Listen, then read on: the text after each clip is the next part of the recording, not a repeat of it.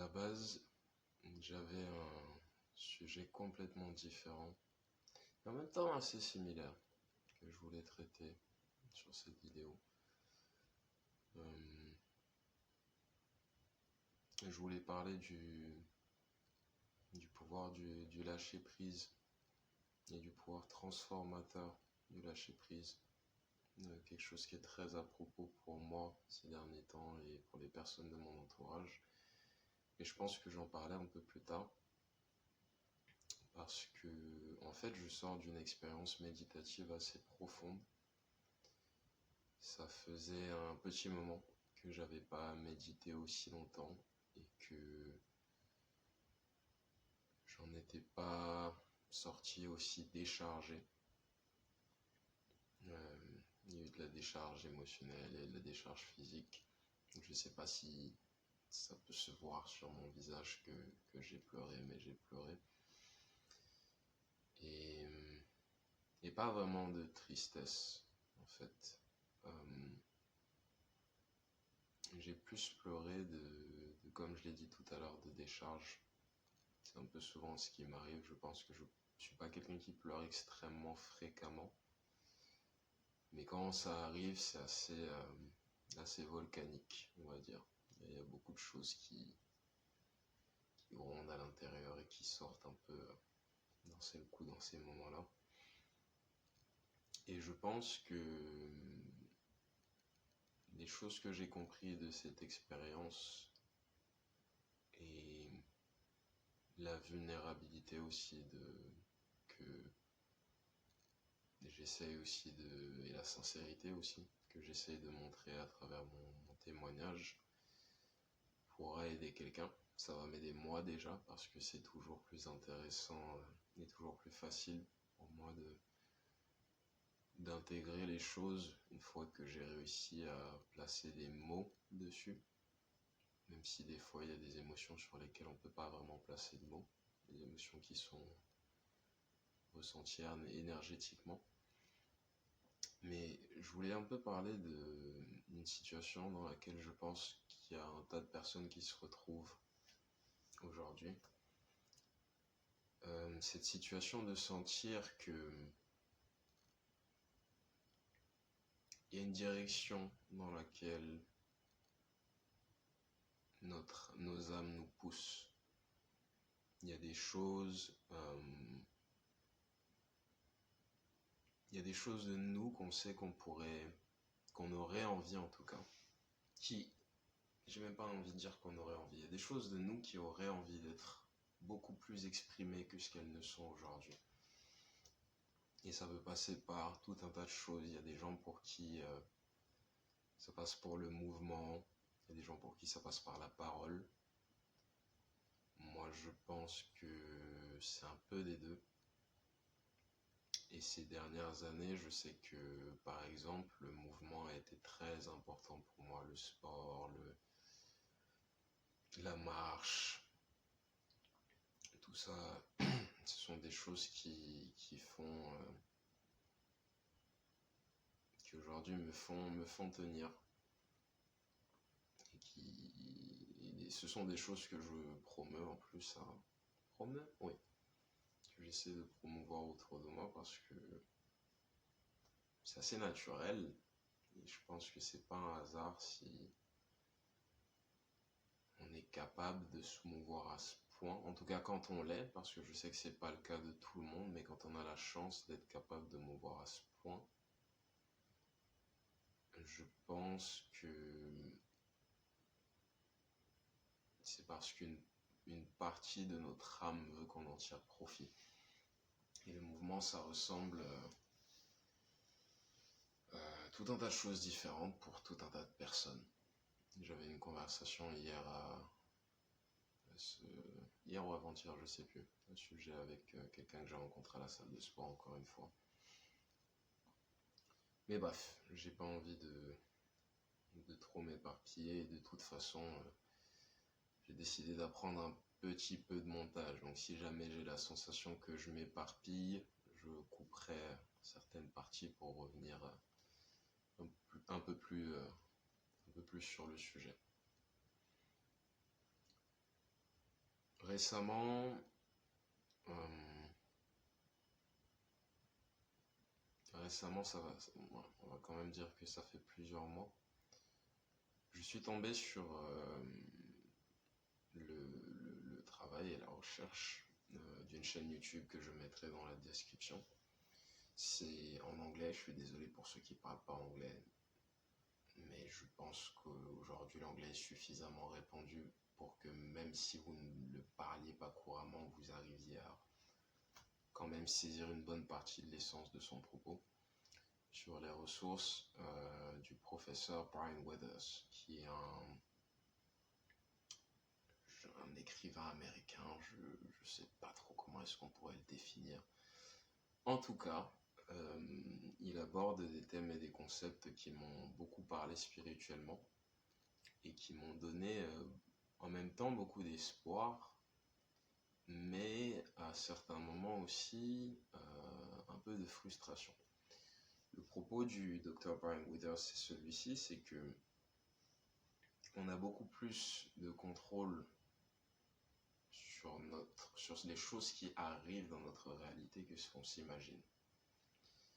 Pourquoi est-ce que ça crée à la fois de l'espoir et de la frustration? Parce que il y a l'espoir qui naît de cette idée que justement, voilà, on a plus de pouvoir que ce qu'on croit et c'est quelque chose. C'est un thème qui a été assez récurrent au cours de ma vie.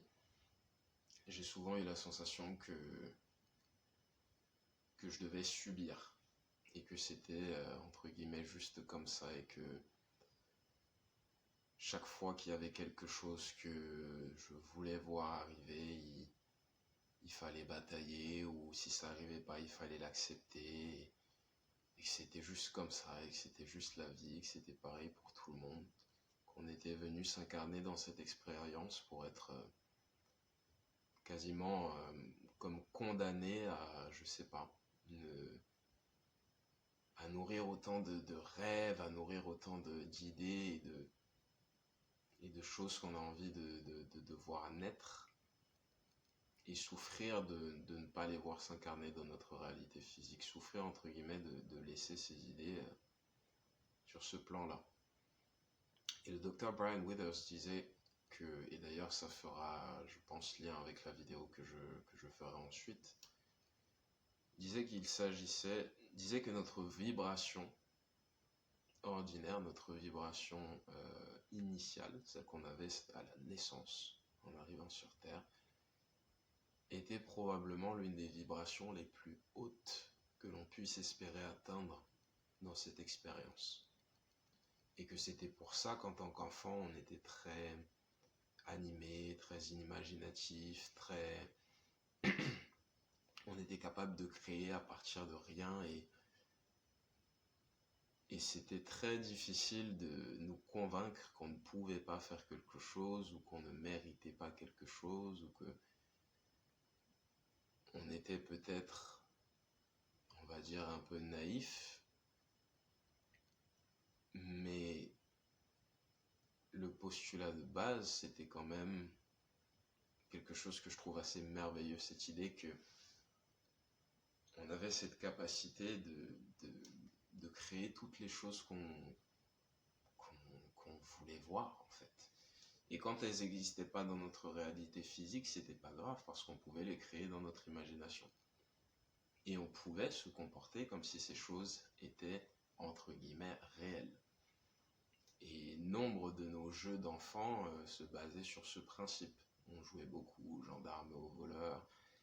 Il nous suffisait d'avoir certains jouets et de se raconter des histoires avec, et on n'avait pas besoin. Quand je disais que j'étais petit et que, je sais pas, je volais à dos de dragon, j'avais pas besoin qu'il y ait réellement un dragon pour que l'expérience soit plaisante. Et en fait, à l'âge adulte, on a un peu perdu cette fibre imaginative,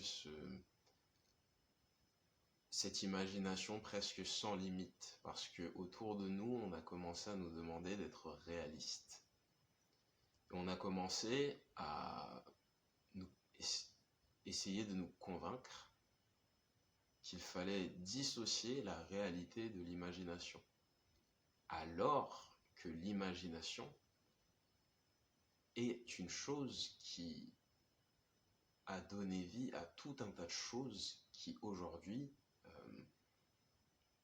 qu'on considère aujourd'hui comme des choses qui composent notre réalité de façon concrète. Toutes les choses qu'on voit autour de nous ont dû commencer dans l'imagination. Il a d'abord fallu le concevoir, le visualiser, l'imaginer, le sentir, pour ensuite lui donner vie en quelque sorte. C'est le cas pour le téléphone avec lequel je suis en train de filmer, c'est le cas pour la plateforme sur laquelle je vais poster cette vidéo. Tout est parti de l'imagination de quelqu'un. Tout est parti du postulat que ce qui existe pourrait exister. Et évidemment, on est dans cette réalité où il y a quand même certaines limites physiques, on va dire, mais on a quand même la chance d'être dans une situation où ça ne concerne pas non plus la totalité de nos idées. J'ai même envie de dire que probablement la majorité des choses qu'on imagine sont réalisables. Peut-être qu'un avion, c'était pas concevable à une certaine époque, jusqu'à ce que quelqu'un se dise, en fait, il faut simplement qu'on apprenne à composer avec les limites physiques de notre réalité. Et s'il y a des choses qui peuvent se faire, elles se feront, et si elles ne peuvent pas, on fera avec. Mais il y a quand même eu ce fil conducteur, cette idée, ce désir de donner vie et de présenter quelque chose. Et ça dépend beaucoup de l'énergie, justement, ça dépend beaucoup de l'imagination, ça dépend beaucoup des barrières mentales que l'on a. Et au-delà de dépendre des barrières mentales, en ce qui concerne nos propres vies, ça dépend énormément de nos barrières émotionnelles. Le lien que je voulais faire avec le travail de Brian Withers, c'est qu'il disait qu'en gros, notre taf à nous, une fois qu'on avait conscience de ces paramètres-là et de ces informations-là, c'était entre guillemets de se défaire de toutes les conceptions qui freinent, entre guillemets, qui placent des limites sur notre imagination. Pourquoi ? Parce que si une chose n'est pas réalisable, on s'en rendra compte par nous-mêmes. Et on s'en rendra compte en essayant de la réaliser. Et sur ce chemin-là, il y aura suffisamment de choses qu'on aura appris pour que les apprises, vous m'excuserez si j'ai foiré l'accord, mais on apprendra suffisamment de choses, voilà, pour que ça reste quand même une aventure plaisante. Et sur le chemin, on découvrira tout un tas de choses, de concepts, de ressources, d'endroits, et c'est ce qui rend en fait le chemin agréable. Le problème aujourd'hui, c'est que on nous a mis dans la tête qu'il fallait composer avec des paramètres fermés, établis, arbitraires. Si les choses n'ont pas été réalisées de cette façon, c'est probablement qu'il y a une raison. Mais bizarrement, paradoxalement, toutes les choses qui font réellement avancer l'humanité, que ce soit dans la technologie, dans la médecine, dans la spiritualité, dans la politique, les révolutions, il a fallu que quelqu'un imagine ces situations. À l'origine, il a fallu que quelqu'un se dise, moi, je vois autre chose. Je sens que mon âme me guide vers autre chose et j'ai envie de voir si c'est possible de laisser ces choses-là s'exprimer afin qu'elles deviennent concrètes physiquement. Parce qu'on est quand même sur ce plan physique. On est des êtres multidimensionnels, et on est incarné sur ce plan physique. Et le souci, en fait, c'est souvent, en tout cas, quand on a des idées, on a tendance à justement composer avec les limites du plan physique. Demander la permission à un tel, regarder si ça a déjà été fait auparavant, regarder quels sont les recours, alors que potentiellement, ça n'a pas autant d'importance que ce qu'on s'imagine. Pour pourquoi c'est pertinent par rapport à mon témoignage? Parce que, en fait, ça, c'est quelque chose qui touche énormément à l'estime. Je pense, au fond de moi en tout cas, parce que je peux parler que pour moi, la frustration, entre guillemets, de ressentir et de pouvoir me plonger dans les choses que je voudrais pour moi et pour ma vie. Et de ne pas, ou d'avoir du mal, ou de piétiner, entre guillemets, de tout le temps avoir la sensation de nager à contre-courant quand je veux les incarner dans ma réalité physique. J'ai réalisé tout à l'heure, dans mon expérience méditative, qu'elle provenait du fait qu'au fond de moi, je ne pensais pas mériter les choses que je voulais. Au fond, tout ça, c'est énormément une question d'estime. Pourquoi? Parce que on a tous eu des parcours différents, on a globalement été éduqués par des personnes et qui ont grandi dans un monde où il y a eu une sorte de paradoxe dans leur vie à eux aussi. Je pense qu'il y en a beaucoup à qui on a dit qu'ils devaient justement rester réalistes, comme nous, et que les limites du plan physique étaient quand même un recours pour arriver où ils le voulaient. Et c'était peut-être vrai à leur époque. Je pense qu'il y a énormément de nos parents et c'est d'ailleurs pour ça, je pense qu'il y a autant d'incompréhension entre les générations de nos parents et notre génération à nous. C'est que, à leur époque, peut-être que c'était plus simple d'arriver vers ces choses-là, justement en passant par le plan physique, d'obtenir une maison, de partir en vacances régulièrement, de pas avoir la sensation d'être tout le temps en mode survie en ce qui concerne les finances, la santé, tout un tas de choses, la sécurité, ce genre de choses. Mais nous, on a une époque différente. En tout cas, c'est comme ça que je le perçois sur ma fréquence. J'ai l'impression que c'est peut-être un peu plus difficile justement d'arriver à cet équilibre, à cette stase en passant par le plan physique. J'ai l'impression que justement, il faut être un peu plus créatif, un peu plus spontané, un peu plus expressif. Et moi, je suis, entre guillemets, de la génération un peu du milieu, on va dire. Si tu regardes et que tu es, on va dire, de la génération 90 jusqu'au début des années 2000, moi j'ai l'impression d'avoir grandi encore entre les deux, entre le moment où c'était plus simple, où c'était toujours accessible de passer par les limites du plan physique, mais la transition vers ce monde qui en fait était en recherche d'un peu plus d'audace, d'un peu plus de créativité, d'un peu plus comment dire, de rentre dedans, si tu veux. J'ai l'impression que la génération, par exemple, de mon petit frère, que je salue s'il regarde la vidéo, mais c'est toujours quelqu'un à qui je pense quand j'évoque un peu ce sujet-là. Pour la génération de mon petit frère, c'était assez évident en fait, que le monde dans lequel nous, on avait grandi, le monde qu'on nous avait vendu, était en train de partir. Et eux, leur monde, c'est un monde où justement cette idée, cette ambition et entre guillemets, ce côté un peu plus fonceur faisait partie des paramètres de base. Donc, où est-ce que ça nous laisse, nous? Et quand je dis nous, je fais pas référence à toutes les personnes de mon âge, mais c'est juste que c'est quelque chose que j'ai l'impression d'observer chez les personnes de mon âge autour de moi. Ça dépend peut-être juste de mon cercle, parce que je suppose qu'il y en a qui s'en sortent très bien, et je sais qu'il y en a qui se posent aussi énormément de questions. Et tout ça, en fait, ça crée une sorte de capharnaüm spirituel et émotionnel, où quelque part, on ne sait pas trop comment se placer parce qu'on a la sensation que on nous a fait courir après une carotte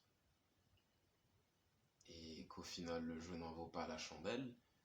Et ça dépend pas particulièrement de ton niveau d'études ou quoi que ce soit. Je crois comprendre qu'il y a énormément de gens aujourd'hui qui sont diplômés, très hautement diplômés, et qui comptaient sur ce diplôme et sur ce potentiel accès à un travail stable, bien rémunéré, pour créer, entre guillemets, participer à créer le style de vie qu'ils voulaient. Et je sais qu'il y en a beaucoup qui ont déchanté, soit parce que le secteur dans lequel ils veulent travailler est complètement bouché, parce qu'il y a une surprésence de gens qui sont diplômés, soit parce que c'est quelque chose qui leur tenait beaucoup à cœur, mais ils se rendent compte qu'il y avait peut-être pas, il y a peut-être plus autant d'intérêt qu'à une certaine époque, qu'à l'époque où ils ont commencé dans ces études-là. Et comme c'est la voie qui a été montrée, et qui a un côté un peu fataliste d'un côté comme de l'autre, parce que tu vas voir la génération d'avant qui te dit, bon, bah je comprends pas, tu as ton diplôme, moi j'ai eu mon diplôme, j'ai fait comme ça, voilà, j'ai eu accès au parc locatif, j'ai fait ceci, cela. Et tu as la génération d'après qui dit, ouais, mais lance-toi sur tel ou tel réseau, fais ceci, fais cela, lance un business en ligne. Et c'est peut-être des stratégies viables pour certaines personnes, mais je sais que ça convient pas à tout le monde. Et de là naît une sorte de frustration. Il naît une sorte de frustration parce qu'au final, ça reste des solutions, comme j'ai dit tout à l'heure, très centrées sur le plan physique. Et tu as d'un côté des gens qui ont... T'as d'un côté comme de l'autre des gens qui... T'as l'impression qu'ils n'ont pas les limites que toi tu peux avoir. T'as l'impression qu'ils réfléchissent différemment et que peut-être ils ont un peu plus profité des opportunités qu'ils avaient à leur époque. Et toi, tu sens qu'il y a un potentiel. Toi, tu sens qu'il y a quelque chose qui veut naître, qui veut s'exprimer, mais tu es dans cette sorte de paralysie, d'inertie, entre guillemets. Pourquoi ? Parce que tu as la sensation que tu ne devrais pas en être là. Et quand tu t'es investi dans quelque chose, quand tu t'y es donné corps et âme, et quand tu as nourri des espoirs dessus, et que malgré tout ça, tu vois pas nécessairement la chose se concrétiser, je pense que ça affecte énormément ton estime. Je pense que tu finis par te dire que tu ne le mérites pas vraiment. Et je le dis parce que ça a été mon cas. Et je réalise seulement maintenant que ça a été mon cas. Pourquoi est-ce que j'étais dans une telle inertie, dans une telle... C'est pas comme si je faisais rien, mais genre, je sentais que je sens que je patinais. Je patinais, c'était difficile. J'avais peut-être un peu de régularité sur une semaine ou deux, ou sur un mois ou deux, ou peut-être même 6 mois. Mais il y avait toujours un moment où je retombais dans mes anciens schémas, parce qu'il y avait une partie de moi qui se disait, bon, c'est quand que ça arrive? Quand est-ce que...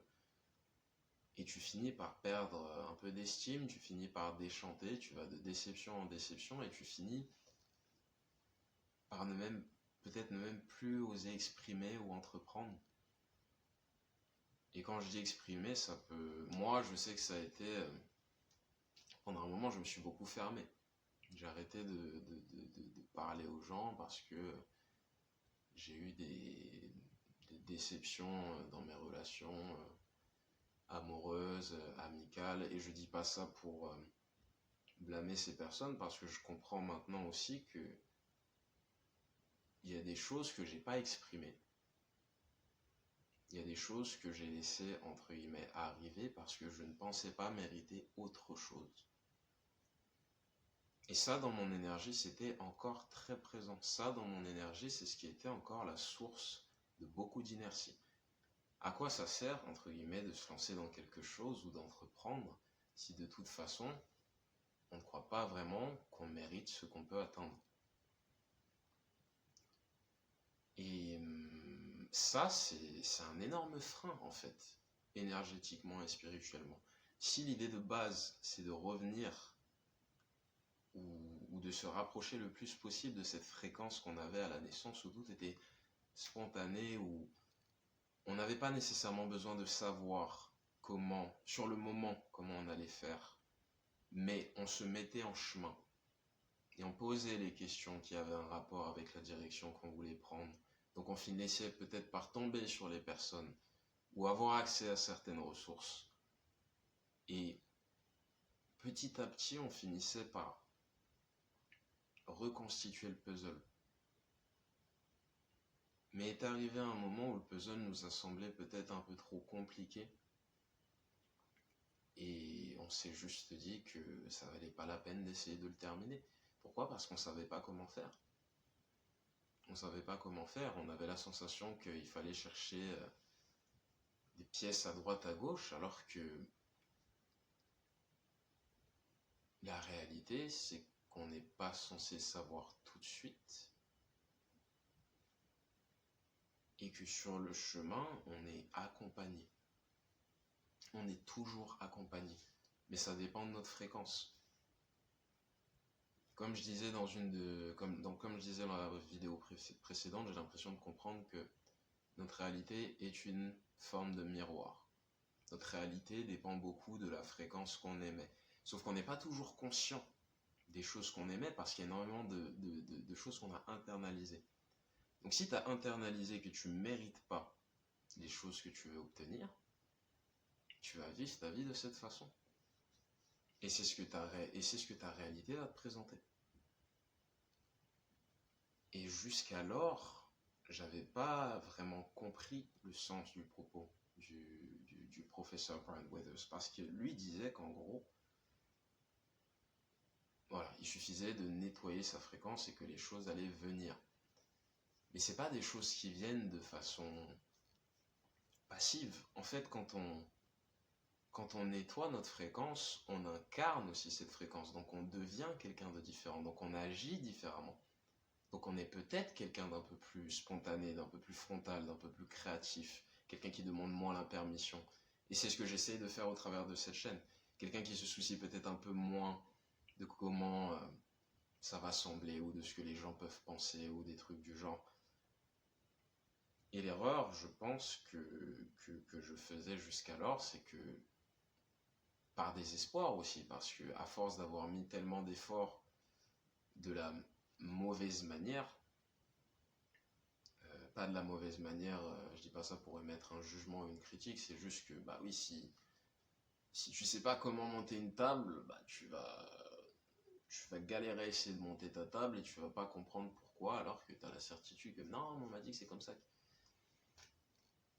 En fait, à force de monter les choses de la mauvaise manière, je finissais par arriver dans une situation où presque peut-être, avec les choses qui me tenaient le plus à cœur, je nourrissais l'espoir qu'il suffisait de nettoyer entre guillemets ma fréquence et d'attendre que ces choses m'arrivent, sans comprendre que ces choses vont aussi m'arriver à travers ma transformation personnelle, à travers la personne que je deviens, à travers les actions que je me laisse mettre en place,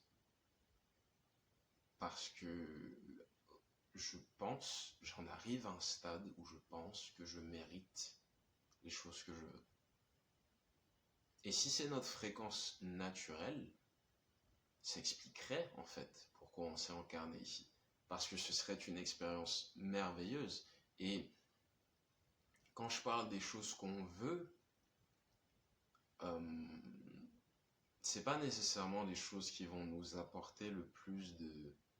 C'est pas toujours les choses qui vont nous apporter le plus de satisfaction ou quoi que ce soit, mais on apprend aussi de ces choses-là. Si tu réalises que la manifestation que tu envisageais et que tu voulais au départ n'est finalement pas à la hauteur de tes attentes, ou c'est pas ce dont tu as besoin au final, parce que tu as besoin de quelque chose d'un peu plus riche, bah tu en tires une leçon et tu continues ton chemin. Et tu vas et tu imagines à quoi ça ressemble réellement de vivre au plus haut de ta fréquence. Et tu es déjà sur le chemin. Et c'est un schéma, que tu peux répéter tout au long de ta vie. Mais si tu sais pas qu'il y a des choses que tu internalises et que ça joue énormément sur ta fréquence, t'es démuni, t'as juste pas réellement les armes. Et c'est encore tout frais parce que c'est arrivé il y a à peine 1 heure, mais j'ai déjà l'impression que c'est significatif de réaliser ça et de pouvoir se dire qu'on peut se décharger de tout ça et que à l'origine de tout, ce sont des choses qu'on savait, ce sont des choses qu'on ressentait déjà. J'ai un petit neveu de 3 ans et j'apprends énormément de choses sur la façon dont ses parents l'éduquent. Parce que ses parents l'éduquent en essayant à la fois de respecter ses émotions, mais aussi de poser leurs propres limites. Et du coup, ce petit garçon, il est très...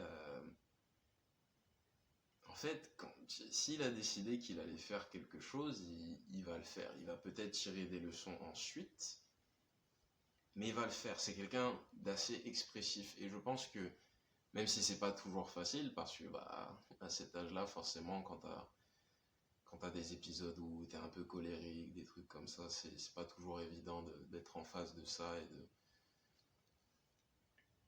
de savoir comment réagir et comment bien recevoir, parce que t'es ta propre personne et t'as tes émotions aussi. Mais c'est vrai que c'est un petit garçon tellement éveillé, tellement curieux, tellement spontané, et à cet âge-là, ça reste toujours aussi fascinant de voir à quel point les enfants sont capables d'une imagination débordante et de créer des choses et de tester des choses et d'expérimenter et d'y prendre toujours autant de plaisir. Je pense qu'on n'a jamais été censé perdre ça. On n'a jamais été censé perdre cette envie de créer, cette envie d'expérimenter les choses et d'aller vers les choses qu'on veut. C'est dans notre nature, c'est pas mal de vouloir des choses. Aux dépens des autres, c'est un autre débat. Mais je pense qu'il y a énormément de gens justement qui veulent des choses aux dépens des autres parce qu'ils ont la sensation qu'ils ne les méritent pas autrement. Ou que c'est la seule façon d'obtenir ce qu'ils veulent. Parce qu'on n'a pas eu d'éducation spirituelle. C'est quelque chose c'est une chose à travers laquelle beaucoup d'entre nous naviguent seuls. Enfin, pas totalement seuls parce que, voilà, aujourd'hui on peut trouver des ressources et des choses du genre, mais en ce qui concerne les leçons qu'on tire et qu'on intègre, le gros se fait quand même en solo. Le gros se fait quand même dans l'intimité de notre essence. Et ça me fait du bien, en fait, de partager ça avec vous. Ça me fait du bien d'envisager que, potentiellement, oui, je mérite les choses que je veux. Et je peux me le laisser croire. Et ça n'a pas nécessairement à être difficile ou en gros, c'est difficile si on se calque, si on reste focalisé sur le plan physique. Mais si on arrive à se recentrer un peu plus sur notre transformation et sur les choses qui se passent à l'intérieur et sur la façon dont on change et comment ça influe sur les décisions qu'on prend, les personnes avec lesquelles on passe du temps, les gens à qui on parle, les questions qu'on pose, on est un peu plus serein, je pense. Parce qu'on sait qu'on est sur le chemin et que ce qui se passe, c'est quelque chose de profond, et au-delà d'être profond, c'est quelque chose de naturel et de pérenne. Donc, voilà, j'avais pas envisagé parler aussi longtemps quand j'ai lancé la caméra, c'est un peu toujours le cas, mais même si vous n'avez pas regardé la vidéo en entier, j'espère que vous y trouverez quelque chose d'intéressant, quelque chose de pertinent. Et je vais pas m'arrêter, en fait, de continuer à exprimer les choses que j'ai en tête, même si À l'heure où je parle, j'ai quoi? J'ai 3 abonnés, j'ai une moyenne de peut-être 8 vues par vidéo, mais ça me fait du bien, en fait, de juste exprimer parce que j'ai la sensation que c'est mon chemin. Et j'ai envie de voir comment ça me transforme et j'espère que ça vous transformera aussi, d'une certaine façon. Ou que du moins, ça vous donnera certains éléments. Parce que moi, ça m'en donne aussi. Donc, voilà, je sais pas trop quoi vous dire de plus. Cette chaîne s'appelle Les enfants méritent mieux et c'est pas pour rien. Les enfants, c'est aussi les enfants qui sont encore en vous, qui sont encore là et qui ont envie que vous continuiez à les exprimer, à explorer le monde avec cette imagination et, entre guillemets, cette naïveté peut-être attachante, mais tellement transformatrice. C'est ce que je vous souhaite en tout cas.